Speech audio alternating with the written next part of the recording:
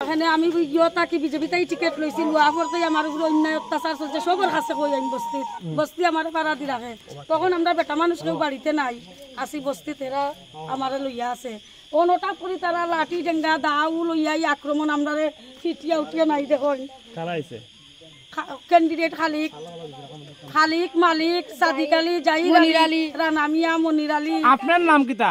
সমীরুন্নেসা। আপনি কি বুড়ো দাঁড়াইছেন নি? কোন প্রার্থী, কোন দলের প্রার্থী? জনতা পার্টি। কোন জনতা?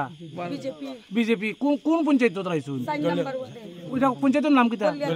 আর আপনারা আক্রমণ করার লিখে আইছে খালিক মিয়া আর মালিক মিয়া আর এরপরে সাদিক আলী। এরা কারা বুড়ো দাঁড়াইছে নি? ও এরা কংগ্রেসের। এরপরে ইরানির দুইজন স্যার। তো আপনি এখন কি চাইতেছেন? আমি এখন সুস্থ বিচার চাই, আমি থাকতে পারতাম না বাড়িয়ে করে এরার কাছে আইয়া থাকি আমার কেউ লড়াই করতে নাই। আপনারা যে হুমকি দিছে মারধর করছে মানুষ দেখছে নি? দেখছে এরা আছে গ্রামের সবাই দেখছে? ও এরা আছে। তারা কেটা কইয়া আপনারা আক্রমণ করছে?